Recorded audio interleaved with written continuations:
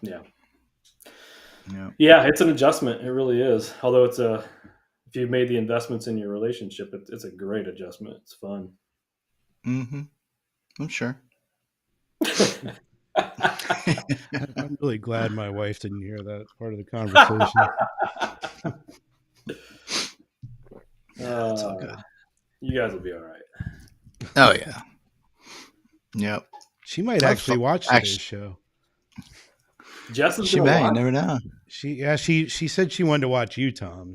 Oh my lord! She didn't care about me. Now the pressure's really on. Mm. Yeah. So no more having more kids talk, please.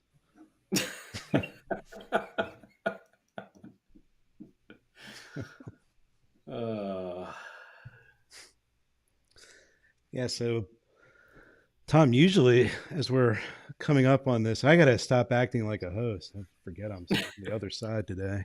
But we're usually talking about, because it's Friday, what are we going to drink tonight? But that's not a very fun conversation with me. Well, I don't know. Could be something fruity and you'd want to have on the beach. Probably going to be a peach fuzzy navel or something like that. So we did. I think Jeff got a pina colada into the description of the show today somehow. I got a what? Oh. That would be appropriate. I'm down for a pina colada. That sounds pretty good right now. I haven't had one of those in ages. Well, it's starting to warm up. No. It's getting to be that season. Sure is. I'm about as fluffy as they come, unfortunately. Do you see Sparks laughing at us already? Yes, I do see that.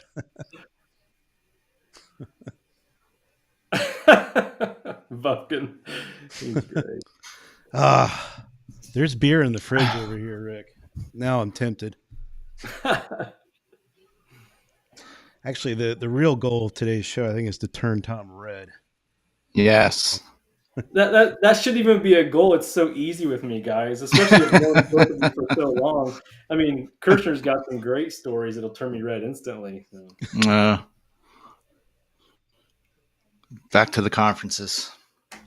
Yeah. We've had a few interesting, colorful moments. So. Yeah, for sure. I always remember. I think it was in Vegas, but we were. You're gonna get cut off in 2 seconds. It was a late night, and we were standing by a fireplace. I think it was at the. Was it the Playboy? It was the Playboy. Yep. What's that called? Is that at the top of Hard Rock or something? It was the Palms. The Playboy Club. Yes. Yeah, Playboy Club. Yeah. Yeah, I remember us standing there for an hour or so talking about some crazy shit.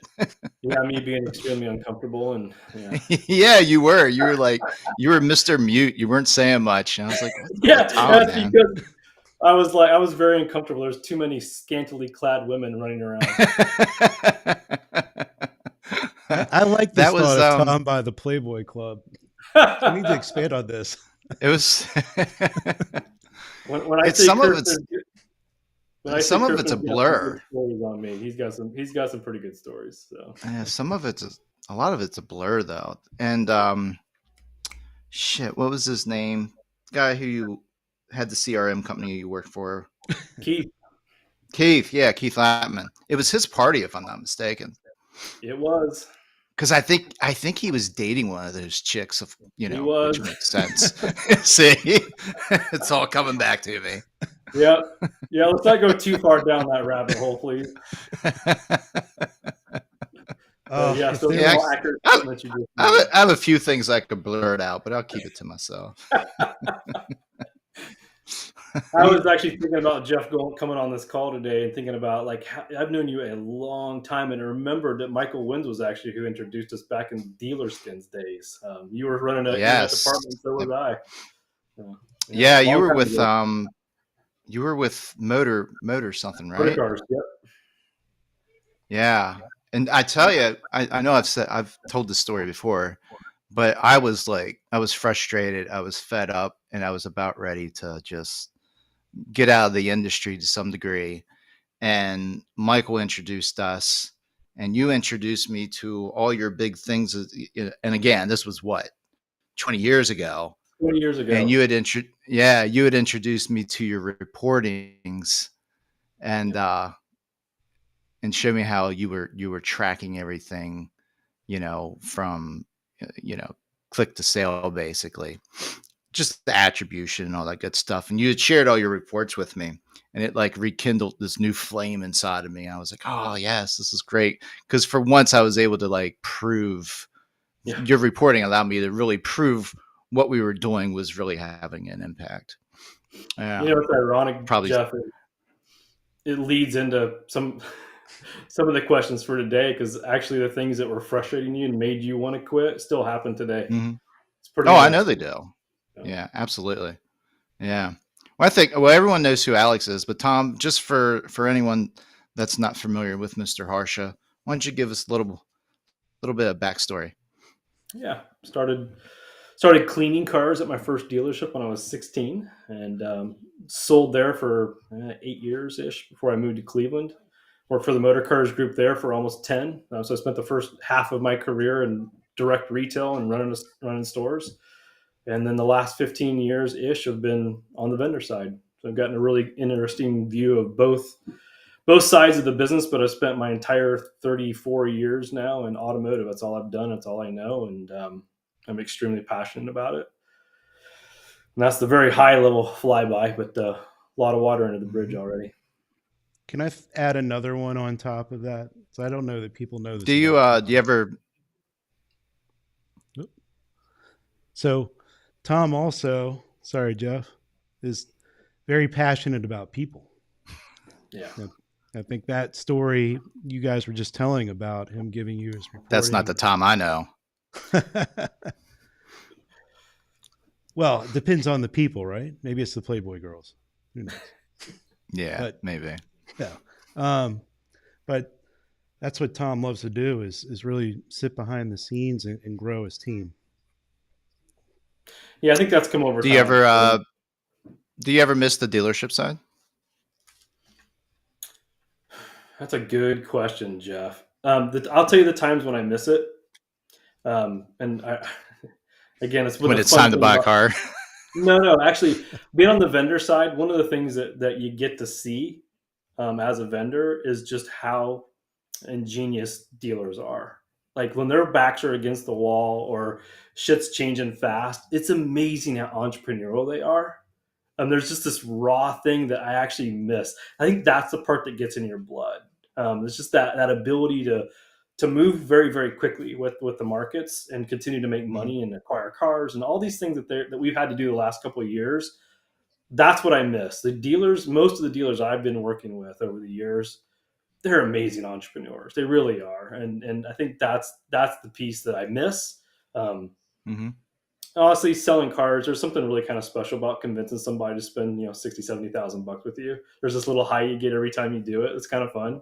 But yeah, I don't miss the Saturday and Sunday hours. I can tell you that part. Yeah, for sure. For sure. Yeah, there is something about that little high that you get whenever you make that big sale, no doubt. Isn't that the only kind of sale that's happening right now? Yeah, pretty much. Is there anything that maybe say like bugs you about the dealerships today? Yeah, I don't want to dominate, Alex, so please cut me off or whatever. But the things that bug me, don't worry about that. Having been through that whole thing myself, coming up as literally a 16-year-old washing cars, I know that there were the inconsistencies were and the misses. And I don't really see that getting solved a whole lot anymore, Jeff. Mm-hmm. And so what I mean by that is just the talent acquisition processes are still so archaic. I think to really find the right people to do sales and the right people to do finance, it's more of a gut feel still for dealers, and it doesn't need to be anymore. They really could get a lot more refined at that. There's still some big dealer groups that actually do profiling and actually starting to get better at it. But the vast majority still, it's a gut quick decision. And I think what happens is you put the wrong people in the wrong seats of the bus, and we don't need to anymore, is the reality of it. We can actually do way better than we're doing. The other thing that drives me crazy is I see a lack of ongoing internal training. I think about the dissatisfaction that you hear and the burnout that you hear. A lot of that could be alleviated with a little bit better internal programming, and just keep them up to date. Keep letting those salespeople. You spend all this time on customer satisfaction. Spend a little more time on employee satisfaction too. It's like those two go hand in hand, and you see all these examples in the business world of organizations that really do a great job with their employees in addition to their customers, and they have the happiest customers on the planet. And I think we could do a little bit better there, in my opinion. But anyway, I go on deep down a wormhole, but that gives you at least a little idea. Can I stack on? I think it was George. Yeah, go ahead. Yeah, Jeff, you might be a little. Your feed might be a little delayed today. You're coming through a little pixelated all of a sudden. But All right. But I spent the beginning of this week at the Auto Intel Summit, and one of the themes that came out of that was the kind of employee that the dealers might be hiring in the future. So is it the same kind of person that we've known all along, or is it someone else that is more adept in the technology and utilizing different technologies for certain points in the process to help move that customer through a little faster, and maybe even be able to handle a customer from the first time they're seen at the dealership to the delivery at the end. So, what conference was this again? Who put that conference on? So the Cherokee Media Group does it. I think they're out of Carolina. And Auto Intel Summit. And it was actually, I got to say, I don't go. What made you decide to go to this one? Yeah, because you don't go to a lot of conferences, and neither one of us do much anymore. But there's other outside forces behind that. Well, yeah, pandemics aside, the other thing that was neat about this one was I walked away learning some things, and that's one of the things about some of the conferences that they've gotten a little stale. It's the same old 101 over and over again. And I'd heard it before, so it's just what did Alex Snyder learn? I'm curious. Well, there were a number of things. The one that resonated the most with me is some of the accuracy issues when it comes to what's being shown to consumers these days, especially through digital retailing solutions, other ways that it's being put out there in the way the manufacturers are dictating it and whatnot, and the kind of problems and how cascading those are. And I was happy to hear the word frictionless being used a lot over and over and over again during the show. And that's, obviously because FRIKIntech is frictionless technology. I was going to say, I love hearing it. But nobody was referring to us. But there's obviously a big drive here in any way that frictionless sales process, and it was all sales process. I think service is intended in this too, but frictionless throughout is really the goal. And a lot of the ways that different vendors, because there are a lot of vendors at this show, were tackling that and trying to solve it for dealers. And that was good to see. It's obvious the industry has pivoted a bit due to the pandemic, and the vendors that were there were presenting great solutions. Yeah, I wasn't even familiar with that conference. Tom, just a quick step backwards here. You gave us a little bit of history, but you didn't get into the specifics because you're now working with Alex at FRIKIntech. Where were you before, and what made you come over to put up with Alex's shit? So I was at Call Review before. I was there for almost 7 years, and my last job at Colorado, I ran all of operations for them for the first 5 years I was there. But then once they were acquired by a capital company, I was Mhm. then promoted into the chief product officer, and I was actually in charge of building the new analytics platform for Call Review. It has yet to be really fully released, but and inside of that deal was a CDK deal. So they were looking for an analytics partner with their VoIP systems as they were upgrading for all the dealership phone Okay. systems. And that was a immensely complicated and really fun project. And I learned a crap ton over that year and a half about I bet. AI and the actual OCR capabilities and technologies around phones. And honestly, some of Mhm. the findings that we got into were actually kind of incredible. Where some of the biggest opportunities were on phones for dealers, the machines were starting to identify for us was pretty cool stuff. Being acquired by a capital company, I love to be on the cutting edge. I like to build new things. I like to Mhm. be very agile. I get bored really quickly.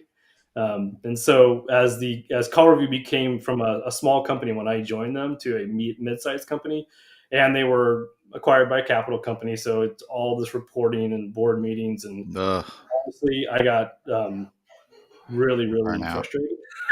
Yeah, I bet. um, Alex and I came up with this idea for this company, and it was just so much fun. Every night and weekend, we were working on it together, and really, Jeff, thinking about like for the first time ever in my life, I was always working for another entity on the Mhm. vendor side, and I sort of got to blend my ideas in, but we never quite hit. It was still like, yeah, that sort of solves dealers' problems, but not really. Like, we're not really going to make a big splash for them. And then the Mhm. stuff that Alex and I were talking about based on our experience, like we're gonna have to build this foundation first, but once we get that foundation laid, like we can literally go in and start to solve problems for dealers. And when I say that, like dealers like, what do you mean? What do you mean? I was just on the phone with a big dealer group this morning actually, and he reacted negatively originally to why I said that. It's like, no, don't get me wrong. We are asking salespeople and managers and BDC people to do a bunch of mundane tasks that they're frankly they hate and they're not good at. Mhm. If I can automate that stuff and pass it off to them at the right time with this seamless pass off, and just let them do what they do best, we can really impact this industry, right?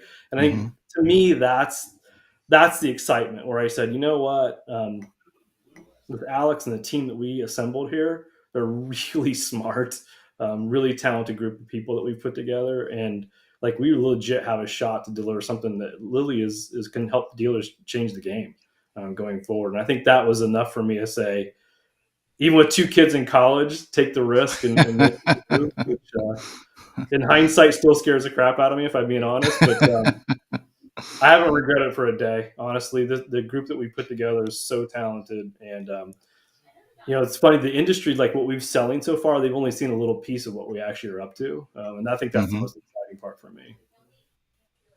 That's great. So I'm always curious, and I'm sure I asked Alex this, but I forget. Why the name? Where'd you guys come up with the name FRIKInTech? And why? Like, I feel like that's all Alex and none of Tom. Am I That's taking this one, or are you taking this one? oh, I hey man, it's your brainchild on that front. It's all you. Just for your So Jeff, Really? mom. You just so your mom can hear you say it. oh my lord. So Jeff, this was unfortunately my idea on a brainstorming session late one evening. I think there was a few glasses of wine involved. It was But Duker too. I was referencing, I'll never forget. I was actually telling all my partners this story last night. That the first time I explained to my parents that I was leaving Call Review and I was starting a company with a bunch of friends, and they're like, "Oh, what's the name?" And I'm like, "So my parents are very religious." And Mhm. the first time I told them, I got a full blown Thomas Harsha from my mom, which means I'm in deep shit. Wow.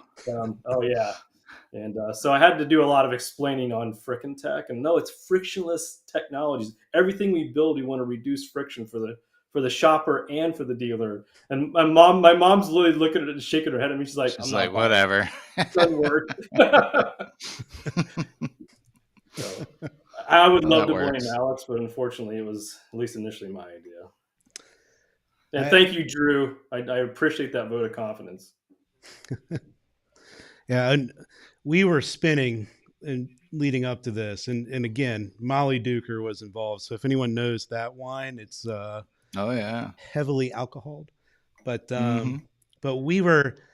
Tom was just watching us in his fashion, being nice and quiet, sitting off in the corner, sipping his wine, and we're sitting here, dealer this, I that, auto this, all this stuff. And he's like, "Hey guys, hold on a second. I got an idea." And yeah, that was a big one. There it was. What other companies have? Because you're right. Every business starts with dealer I or something like that. Are there any other ones that sort of stick out that have a completely awkward name that you wouldn't think would be automotive? One that sticks out to me, of course, has been around forever, is HomeNet. It's like, HomeNet. What the hell has that got to do with inventory management and merchandising? But I do know the whole story. Yeah. Yeah, well, I remember the full story behind that. They were trying to run some type of optic wires of something around internet, and they just decided not to change the name. I think dealer.com had a different connotation to many people in Vermont. Is there a story behind that? Oh, well, Vermont likes some to imbibe in cannabis for sure. Oh, gotcha. Yeah. I think Ryan nailed it. Yeah, the one that probably sticks out to me the most is Gabagoo. I'm like, what? I couldn't even say it properly for like the first year or two. Yeah, that's an awkward one for sure. But you do remember it. You do. Yeah. Do you remember? So when you guys came together and you're trying to figure out, speaking to Alex, I know he wanted to build some type of software solution, try and get some headaches out of the dealership. Build upon that, that software that can just relieve any type of friction. What was some of the first things that come to mind? What were you guys thinking? I know, both of you have, an extensive amount of knowledge behind CRM. Tom, you've with CRM company for years, and I'm sure we're the mastermind behind it. Quite a bit of that. Alex, you helped build the dealer.com original dealer.com CRM basically from the ground up. Anyone that knows you guys, you'd think you would have gotten into the CRM business. I don't think you could pay me enough money to get into automotive CRM. But I'm always surprised, like what made you maybe stay away from the CRM side because of you guys is so much talent behind that, and go down a different route. So, Tom, if you don't mind, I'll jump in on this one. Make it. So it's also funny because you were asking that question while Ed Brooks is saying, was there magic involved in our name? So anyway, and the answer Rainbows. is no, definitely not. But we started, that's what we were going to do. We were going to build a CRM. Yeah. And the company was originally funded out of our pockets. And so we paid for developers, and let me take a step back. I'm getting ahead. So the CRM we were going to build was going to be a pencil first. So everything was going to evolve around the pencil and making sure the customer had, one of their two questions that they all have, which is how much and how soon. Right? So if you can answer those two questions, you can hold their attention. You can continue to have the conversation with them. So the CRM was going to be around these things. So we started building a pencil, and then again, we were bootstrapping the company out of our own pockets, and it's like, okay, we're doing a lot of development, but we're not anywhere close to being in the marketplace yet, and we're running out of money. So we pivoted. And said, what can we do with a really slick pencil that, really is built for customers too. So the device is something the customer can pencil. Anybody in the dealership can come up with something and use it easily. So what can we do here? And we recognized from our histories that the internet manager could use a little help in being able to easily give somebody a quote. And that's what we went to market with. But our original intent was to build a full-fledged CRM, and we have gotten. I thought I remembered that. Thankfully, right? Yeah, probably. God, I would think it would take years to build out and get to a point where everything's on the positive with CRM. Yeah, I'd stay away, no doubt. Yeah, we've taken But the approach to try and enhance the CRMs that are already there. So we try to yeah. be friendly to all of them. So then the obvious next solution was something around digital retailing. Um, but again, it seems like you guys have steered away from digital retailing as well, and just thinking more of like, I guess you would call it like like a beginning to end or an end to end solution. Well, we think of end to end as digital retailing. So these tools that are promising that they can take a customer from a click to a deal, and Mm-hmm. walk them all the way through it. And we feel a bit differently. We feel that the dealers need empowerment as well. And what we're seeing, especially saw it at the conference I was at, a lot of vendors were presenting stats that showed the consumer doesn't want to self-serve themselves through a deal. They do Oh my want some goodness, hand holding you're from going the against the dealership. grain, man. You're going against the grain. Well, and I don't want to hog this total answer because I know Tom has put a lot of thought into it as well. But we did do digital retailing. You know, we jumped on that bandwagon when the pandemic hit. You know, everyone was in panic mode. The dealerships were shut down. Uh, there was, you know, we were concerned about our revenues. To be honest with you, total transparency there, and we jumped in there and we had a tool that answered a lot of this. And we grew the company. We like tripled the number of clients we had in like 2 months. It was crazy. We Mm-hmm. were just trying to keep up, but it didn't take long to realize we were on the wrong path. So, Was there something specific that pointed to being on the wrong path? well, it was really what we knew as dealers. It was just like you go. So, the same time in all of this, the OEMs were pushing for digital Mm-hmm. retailing tools, and it was a feature grind. All right. So, does it have this Mm-hmm. feature? Can it do this? Can it do that? Will it, fully integrate with this? And blah blah blah blah blah. And it was all stuff that didn't actually have anything to do with making a car deal happen, and it certainly didn't help dealers. So, as we're slogging along on, talking to some of the manufacturers and whatnot at that time, and realized, man, if we go down this path, we're going to get locked in here, and we're also going to be doing a disservice to the dealers, Mm-hmm. and I think now it's starting to prove that it's a disservice to the consumer as well. And so, anyway, it wasn't right. Dealers still have a place, a really big place, and customers still want to buy from people. They still want to be sold. If you didn't want to be sold, we'd all be driving Hyundai Accents. And I mean, that's not a dig on the it's Accent. It's a good car. like I said, I mean, it's going against the grain, but the reality is, I think most people, if you're actually working at the dealership, I'm sure there's some exceptions out there. Um, but I know, being on the dealership front and watching the consumer, especially during COVID, when you'd think they would have wanted to do more online. And maybe we'll eventually get to that point, but it definitely wasn't the case here. It was not the case here. We still wanted customers to, I mean, our customers still want to come to the dealership. They still want to talk to somebody. They still want it to be sold something, But again, you read all the articles, you follow certain people and, you read the stats and it seems like you know, that's quite the opposite. What the crap is that noise? Bluetooth headset, probably, Jeff.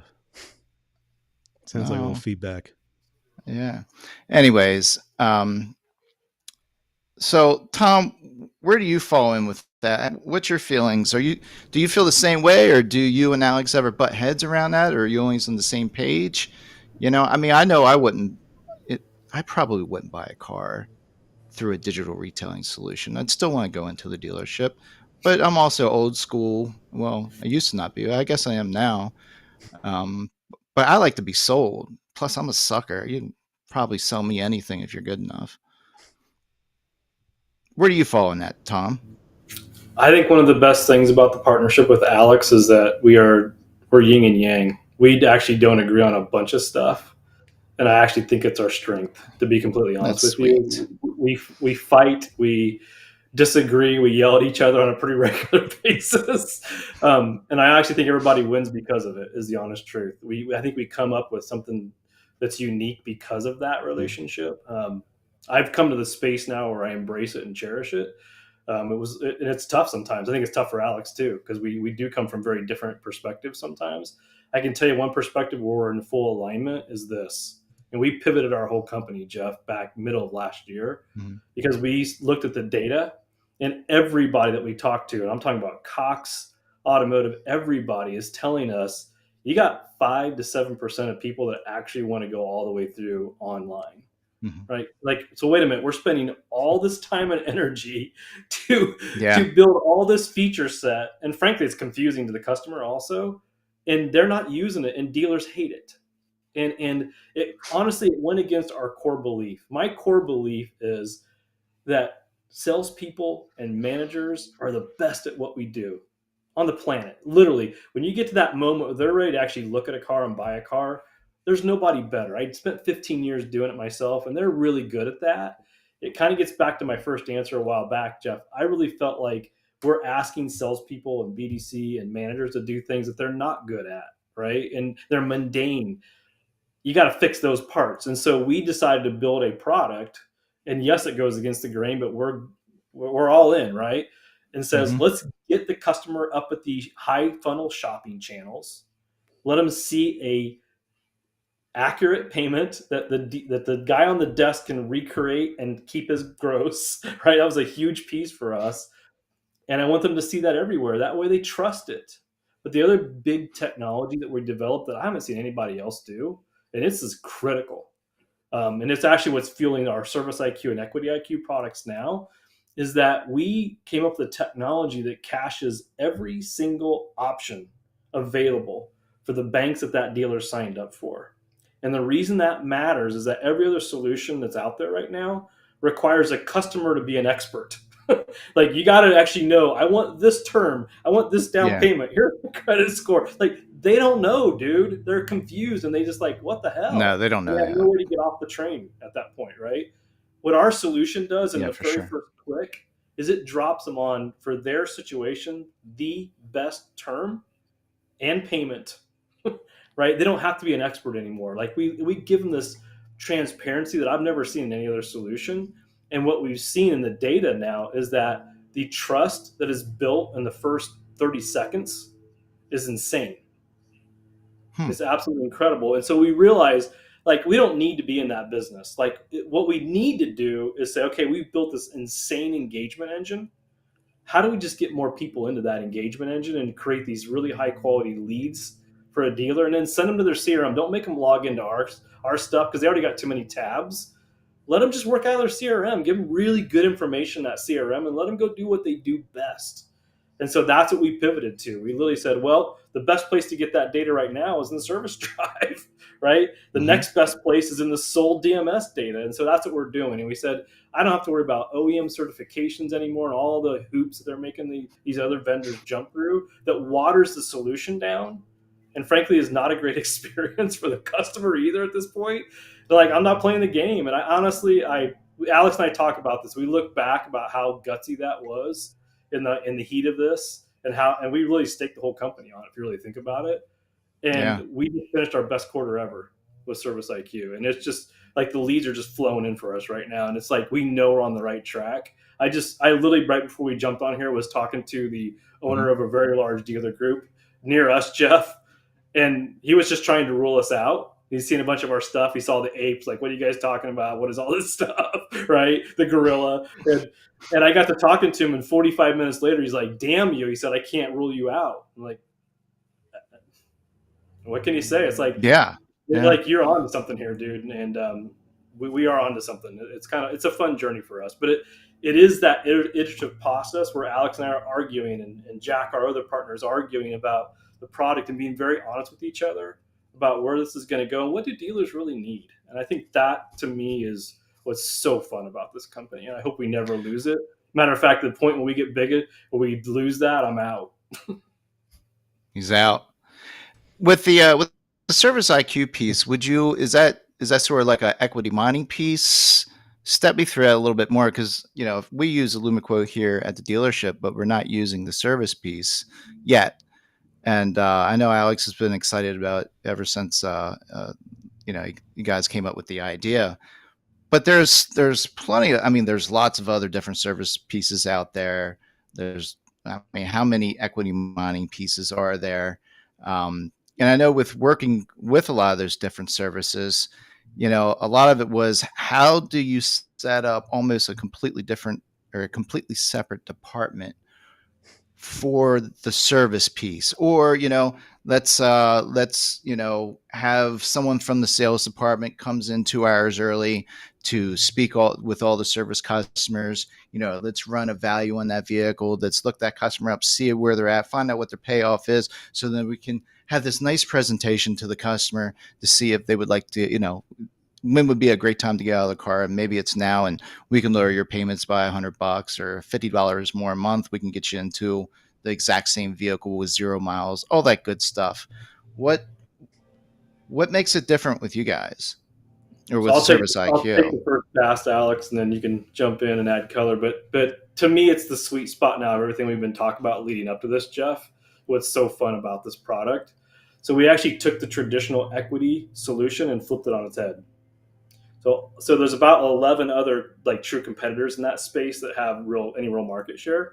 So we did a full comparison and kind of looked at them, like what's the feature set and what is their claim to fame basically. And there's only really two that are big players, Automotive Mastermind and Auto Response Logic,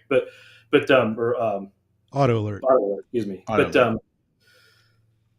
What all of them don't get right, in our opinion, is that they do this calculation via an algorithm and determine, based on your data, here are the people that are eligible.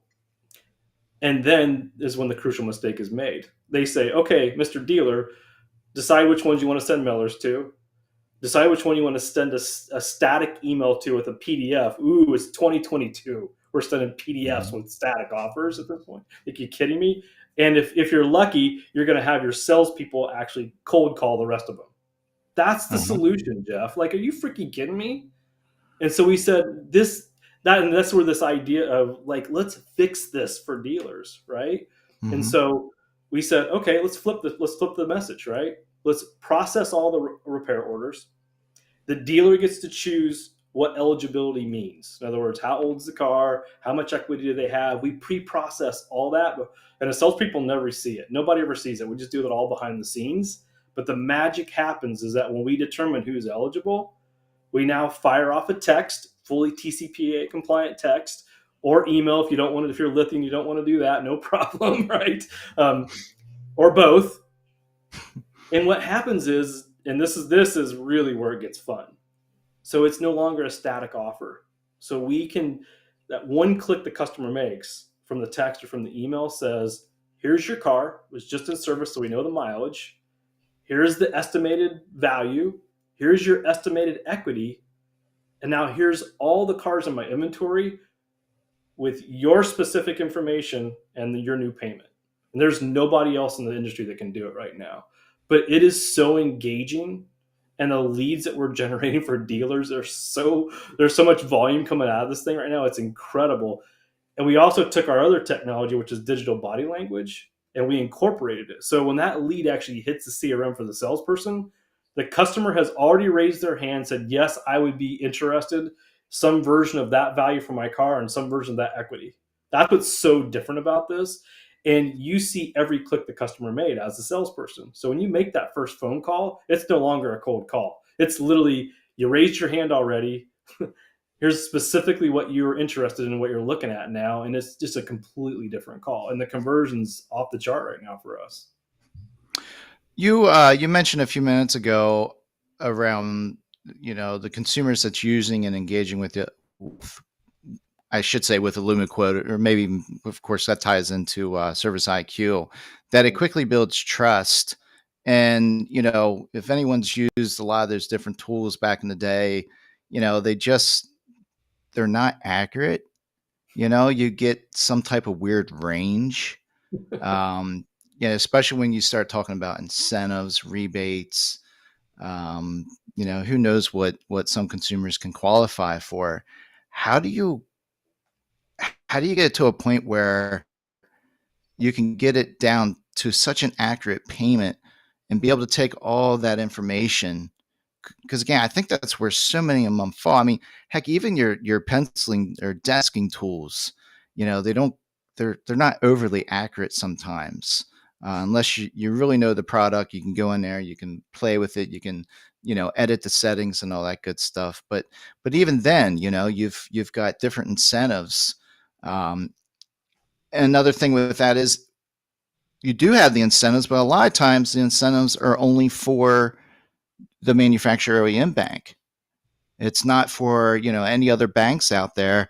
And I know for myself, I probably I wouldn't be driving my Tacoma if it wasn't for using Eloma Quote and being able to see, holy shit, Ally Bank has the most ridiculous residual values.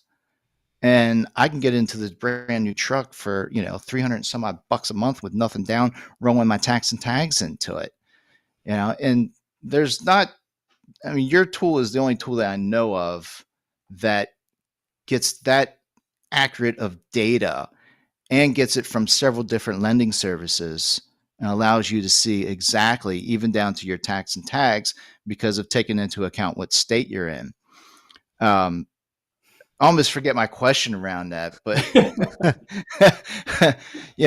but what was the struggle behind that? What did you guys have to do without giving up the secret sauce to get it so accurate? And do you think the consumer is there something about the presentation that allows that customer to trust it that much more? Tom, if you don't mind, I'd like to take the technical side of what's being done. And if you don't mind taking the customer interaction side of that question, let's see if we can tackle it together. So when Tom was talking about the people at FRIKIntech, that's where it really starts. The engineering team came from dealer.com. They helped build the dealer.com CRM. They built now 2 pencil tools in a row. And you could say that we've got a unique team. And we've been told this by our data partners, MarketScan. And we're very proud of that. We're very proud of our partners at FRIKIntech, especially MarketScan. They go back a long way building leasing tools that if anyone who's been in the business for more than a decade probably had one of those touchscreen panels in their store that you'd use for calculating leases. And they've seen every situation. So we partnered with them, and that was first and foremost. The second part, and there's no secret sauce here, because getting it right is hard. It's very hard. And the second part of this goes back to Jack, Casey, and Michael. And those 3 in particular, they're our engineers. And Jack's one of the founders of FRIKIntech as well.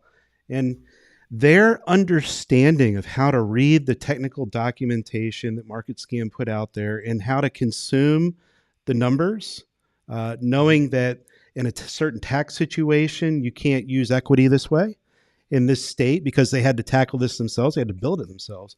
But in this state, you can't do it this way. Or this is a situation where the zip code doesn't matter. There's a different tax down to a whole other level. Or it gets even crazier. Like if you're a Georgia dealer and you're selling Hondas into Florida, there's different ways to do the rebates and the lending that are very different. So it's a combination of partnering with the right technology and understanding what you're getting into.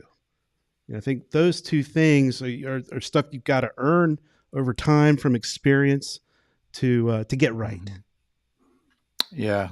Yeah, I would get that, especially on the engineering side. And like you said, being able to read, I guess, the all the different nuances that go into being able to to get, accurate enough on that type of payment. Yeah, you can't outsource that. Yeah, I can't imagine. Yeah. Ugh. I mean, Jeff, literally at my Honda store in motor cars in Cleveland, I mean, I legitimately rode the desk for 4 years. We did 200 lease deals a month on Hondas. So Wow. the thing for me is that the deal structure matters here. And I think that's where most of the DR solutions miss. Like there's a technical spec to it, but there's a way that a guy on a desk is going to structure a deal. And if you don't actually understand that, and you don't have the hierarchy, how the deal flows, in other words, how you do the calculation, it's going to be wrong. Or you may come up with a similar payment, but you actually cut them out of some gross in the back end, right? So there's all these pieces that come together that there's a lot of vendors out there that say, oh, well, this guy came from a dealer background. It's like, how many years did you actually spend writing the desk? On the desk, yeah. Seriously, I mean, really. There's an art to structuring a deal. And, I mean, anyone can go in there and just structure a deal, but there's levels to that shit. Yep. Especially when, you want to take into account how do you maximize your gross, your inventory. I mean, there's levels to it for sure. Well, and what most people don't get until you're on the vendor side or building software is it's one thing to understand how to structure a deal as a human, right? And you look at the stock number, you start to steal, here's this bank, here's but when it's software and you have to match up a VIN and the VIN doesn't decode correctly, and then on top of that, then you don't get your incentives stacked correctly. And so one of the things we learned early on with our relationship with MarketScan is when you cut a corner to try and save money and you bring in a inferior data source for incentives or for taxes or for whatever, and you don't have keys that match up correctly, you're going to have issues with your payments, right? And so we said all in on MarketScan day one. It's going to be more expensive, but that's actually how we get to these really accurate payments because all the data matches up, all the keys align correctly, right? And that, I'm giving the secret sauce, but that's what it is that we get the data from the same source and it's all matched up. So the algorithm that we built to build that structure actually works every time. Yeah, I know. It's always been impressive. And in the earlier months or years, speaking with Alex, of course, and just imagining the headaches around being able to structure all that, it'd probably keep me up at night for sure. It's kept Jack up for sure. Yeah. And I think you asked the question about the user side of it, and it really is what I talked about, the pre-caching of the payments. That view I've not seen from any other solution at this point. It'll be hard for them to pull that off without spending what we spend on the data, but more importantly, really understanding how to load that. The customer, so I use, this is one of my secrets, is I actually sit behind my wife and my mom. And I let them use whatever application I'm working on at the time.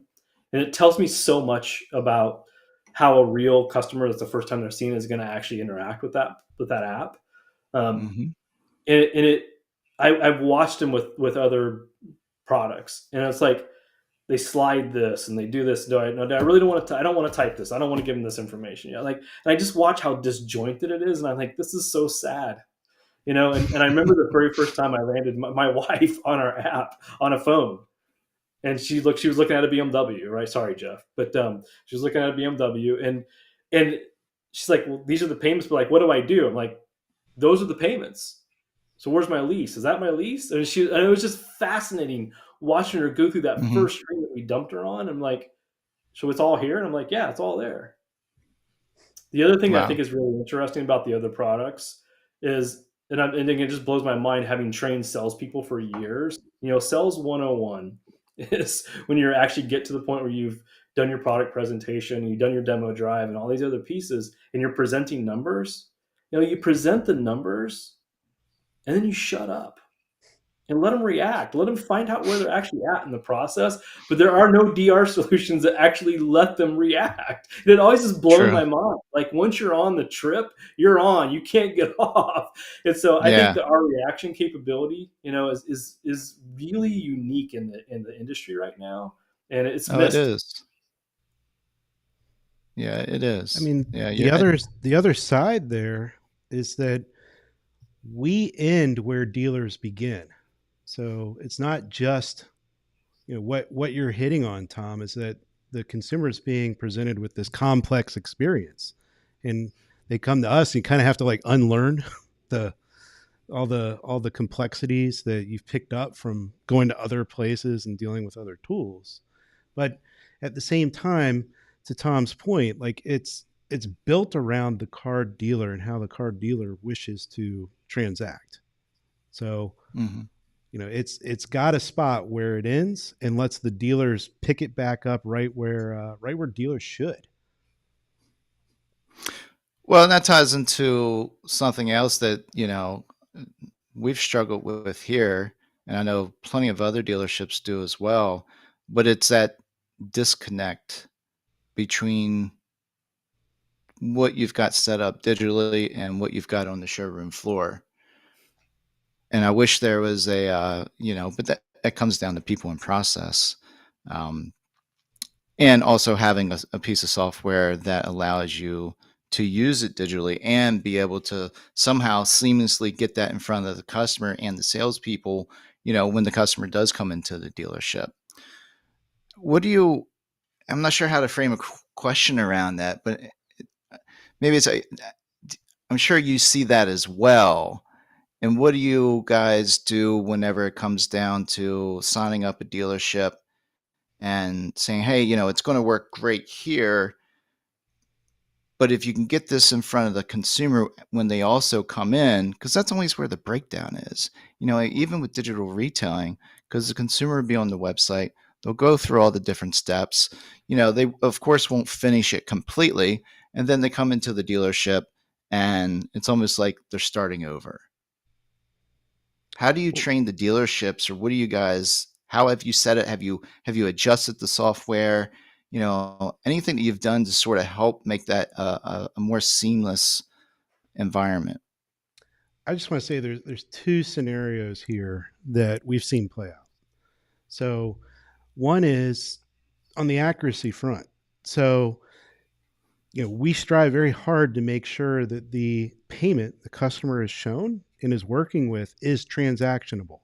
So the dealer doesn't have to do the dance when they come in and say, man, that thing's not that you can't qualify for that lease rebate on a loan. I'm sorry. That's, I don't Mhm. know why we showed that to you on our website or whatever.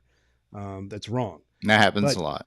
yeah, but or man, now I got to find $3,000 to come off of this car to try and match that customer's expectations of what our website showed them. That Hmm. that friction is what we're all about getting rid of. So one is presenting something that is trustworthy for the dealers to have on their website, have going to their service drive, have going to their internet leads, so that when the customer does come in, it matches what they're going to pencil later. So if they don't want to use something like Sales IQ in the showroom on an iPad, sliding that across the desk and want to stick to a piece of paper or whatever works from their CRM system, that's fine. But we do have people like Matthew Haken, who we've Hmm. had on Refresh Friday before, and Yep. uh, and he starts the customer online with Sales IQ, and he starts them from his sales agent's perspective with Sales IQ, however that might be, through a text, through an email, in the store, Hmm. doesn't matter. And that's where they keep all the customer presentations there. Okay. And Okay. Tom, I don't know if you got a little more color you want to throw on that. Yeah, Jeff. I mean, you're hitting on one of the questions that was asked. One of the people in the chat said, "Hey, do you guys get into iPads?" The truth is, we can. Um, we've had dealers use that very successfully. They can pick the deal right up where the customer left off if they want to. What I've found, working with a lot of dealers all over the country, is they have those ingrained showroom processes. And so we thought the only way to really combat this at a high level, Jeff, was making sure, as Alex has said, that payment is right and it's structured in a way that the desk will recreate it. One of the things, Ed Brooks is actually on this call, who's our lead on onboarding, And one of the last things we do before we go live is we proof payments. In other words, a dealer has to sign off that payment's spot on, and how we will build it before we'll actually launch a store on the product. And it's actually can be quite tedious sometimes to make sure it's right. But I think it's one of the biggest reasons why we've had the success that we've had. Is they don't actually have to change their floor processes. That customer walks in with the printout or like, here's what I saw, and like you can do that deal. So I know you guys basically track everything, from the click to the engagement. Is there anything over maybe the last year or even since you've started this, are there any type of stats that have just sort of either confirmed what you thought you knew but weren't sure about, or maybe just a complete opposite where you thought, oh, this is probably how it goes down. But once you're seeing the stats and how the consumer is flowing through the product, it sort of blew your mind. You're like, wow, I never considered that. Does anything stick out? I would say there was one surprising one, probably for both of us. And then I'd like to, Tommy, he's throwing us a softball on Service IQ right now. But the one that came out pretty early, that as somebody who used to work at a website company before, was we were seeing a huge bounce rate. Like something would get sent out via an email as a response to an internet lead, and customer would open it, and then they would leave very quickly. Not very quick, like not like seconds, but like without doing anything, and maybe within a minute or so. And then because we track them through their browser, so it's a cookieless tracking system. It's a lot of detail on that. Stay away from that for now. But it's really hard to shake us once we get in there. But we saw them coming back, and so when we launched Service IQ, we watched this again. So we send out a lot of our messaging around noon, and we watch the same activity. Somebody opens it, they don't do anything, and then around 6 or 7 p.m., we start to watch this activity climb. And so what we have hypothesized, and we're pretty sure this is true, is that somebody's opening this thing up and having a reaction like, oh, wow, this is different.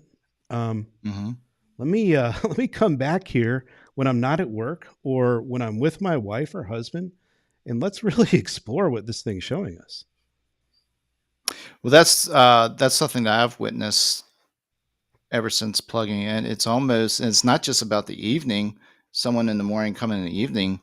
I've dug into the stats and I've seen where it's almost like a week later. And not only was it a week later, but it's not like there was an email sent out or some type of follow-up that gave them a reminder with the link back to it. No, this is just organically that customer. I don't know if they bookmarked it. I don't know. Maybe they've got, if it's a text and the link's there and they're going back through their text messages to get access. But that was something, wasn't too long ago. I was in there and I saw it was almost 2 weeks, which God forbid we've got a card that's been sitting here longer than 2 weeks, but obviously that happens. And seeing that same customer came back, from day 1, day 3, day 5, day 10, and you're starting to think, all right, what are they doing? They keep coming back to this exact same car, playing with, the different edits, their trade in, how much they want to put down, the payments and such. It's like, wow, it's almost like, if you've ever gone fishing, you feel like, the fish keeps nibbling at your hook. You just waiting for it. Just grab it and go. It's like, just take it. But that's something that I took notice to. That really surprised me was seeing a significant amount of consumers actually coming back days later, sometimes longer, to re-engage with I guess with that particular vehicle and with Illumiquote. Some fun data signals, and you'll see this too, Jeff, if you're playing around in there, that I find fascinating. And we're only getting a bigger signal with Service IQ now. So we see, I'm always amazed because we track device IDs. I'm always amazed at, as you said, there's all these nibbles, and they're typically on mobile devices, and then all of a sudden they'll convert to a desktop. as you can tell by the OS that it's no longer mobile, right? Yeah. It's actually desktop. And what we see is when that conversion happens, they're probably 2 days away from making a deal. It's really, really Oh, really? fascinating. Yeah, because if you look at what the activity that happens when they convert to desktop, they oftentimes were just touching payments, but then they really start to get serious about downstrokes, Hmm. trade, valuation stuff like that. They're much lower funnel. Let's just put it that way to be really safe, and that signal is really strong. It's really fascinating. To the point where we're actually now building alerts off of that because like you better pay attention when this happens because this person's about to buy a car. So that's a really interesting little piece of data and analytics that we've got. But Hmm. the one that is fascinating is the service, and it's because a vast majority of these people they weren't actually shopping, they weren't really thinking about it. You kind of caught them off guard, and so we do see these short bursts, and then hours or maybe a day later they come back Hmm. in, sometimes different device, sometimes same device, and spend a bunch more time there. And the amount of time they spend playing is significantly more than what we even see from a traditional sales IQ. The other thing it's really Yeah. because that's an interactive experience. So we're putting in estimated trade values and estimated payoffs. One of the first things we see them go to is immediately changing the payoff amounts, which I also thought Okay. was really fascinating. Um, so there's a lot of things. The other thing I left out about Service IQ that is very unique is that we wanted to go after conquest customers. Once we realized from the data that half to as much as 60% of those people didn't buy from the dealerships, so you don't actually have the sold data on it. But we wanted to touch Mhm. them also. And so we did it. We did that estimated payoff amount allows us to go ahead and make the offer. And those Okay. customers are really going in there making the adjustments right away, to kind of tuning what the actual amounts are. But it's such a treasure trove for the salespeople when they make that call to actually know exactly where that deal's at. You wouldn't have it from your own CRM at that point. No, no. The other big one that has surprised me, and Alex actually made this comment out right after we launched the email portion of the communication. And Alex proclaimed when we saw the first data, email is not dead after all. And what we realized is when you have the right content in email and it comes at the right timing, dude, our delivery rates, open rates, and click through are quadruple, triple national averages on Service IQ right Hmm. now, and it has actually reinvigorated me even for what email can still do today, even with the craziness that is email, all the spam and everything that's going on. The reality is when the message is right, and it's delivered at the right time, it still Yeah. absolutely is. Yeah, I believe that. I definitely believe that. I mean, you would think by now email would have evolved. We wouldn't be talking about that. It really wouldn't be uh, a popular communication piece, but it hasn't gone anywhere. And it's No. still just as effective as it was 10, 15 years ago, for sure. Yep. Yep. Were there, Alex, were there any questions that popped up that you guys want to tackle before we take the jump? Well, what are we doing next, Tom? That would probably be a. What are you guys doing next? I can tell you we got two big projects. So one, we just finished our CDK certification. So yay, that was that Yeah. was a big one. Um, and with that, we transitioned over to doing sold attribution on our Service IQ product, which will then cascade into an Equity IQ product that we're launching this year. So, a couple of things. Put our money where our mouths are, and we believe that we can show a dealer exactly how many deals we helped influence. And it's not Okay. just a matter of the deals that were done on vehicles that were traded on newer used cars, but also the vehicles that were just sold outright to the dealership. Because when you go into that service drive and also give them an offer to just sell their car outright, people take you up on it. And one of the things that Tom was talking about was how customers go straight to the equity part of our app. And another surprising thing was the number of people, since we launched Service IQ especially, that are putting in um, $0 in their payoff. So a lot of service customers have paid off vehicles, and they, in some cases, are able to sell them. So it's become a great little spot to acquire inventory. I think Jeff really froze there. Yeah, I think he tapped out. Yeah, so we're obviously having a lot of fun, not just in the naming of our company, but and also the And now I'm surprise back. and delight. Seems like that you're we get both to out. bring all Maybe it's my around. connection. Everyone's froze up. Yeah, it might be you, Jeff. All right. Well, we'll go ahead and end it here. And gentlemen, if you can hear me, thanks for joining. And we'll catch up with you here in a few minutes. If anyone wants some more information, of course, jump over to DealerRefresh. You can hit up Alex. Tom's over there as well. And you can direct message either one of them. And we'll get a copy of this over in the forums. Make it a great weekend. Thanks, everybody. Thank you, everybody.